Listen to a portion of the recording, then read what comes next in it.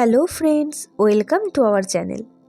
আজ তোমাদের সাথে আমি শেয়ার করব বছরের প্রথম দিনটা আমরা কিভাবে কাটালাম। আর সকলকে জানাই হ্যাপি নিউ ইয়ারের অনেক শুভেচ্ছা। আজ আমরা একটু ইকো পার্কের দিকে চলে এসেছি। এখানে গেট নাম্বার 4-এর পাশেই হচ্ছে হস্তশিল্প মেলা।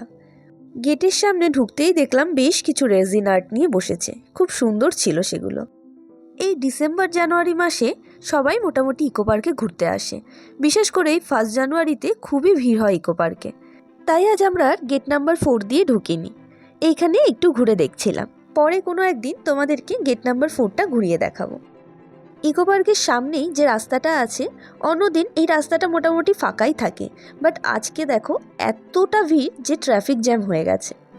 এরপরে আমরা গাড়িটাকে এক সাইডে দাঁড় করিয়ে রেখে হাঁটতে হাঁটতে চলে গেলাম গেট নাম্বার 6-এ। তোমরা অনেকেই হয়তো গেট নাম্বার 4টা ঘুরে দেখেছো, বাট গেট নাম্বার 6-এর ভেতরে যে এত সুন্দর একটা জায়গা আছে অনেকেই সেটা জানে না।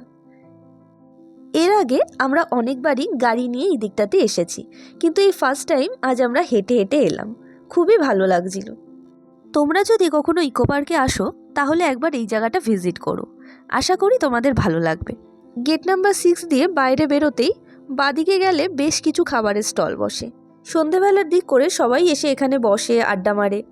1 জানুয়ারি উপলক্ষে এখানে আজ সেলিব্রেশন হচ্ছিল, তাই বেশ ভালো ভিড় ছিল। ভিডিওটা যদি তোমাদের ভালো লেগে থাকে তাহলে অবশ্যই একটা লাইক করে দিও। আবার চলে আসবো নতুন কোনো ভিডিও নিয়ে।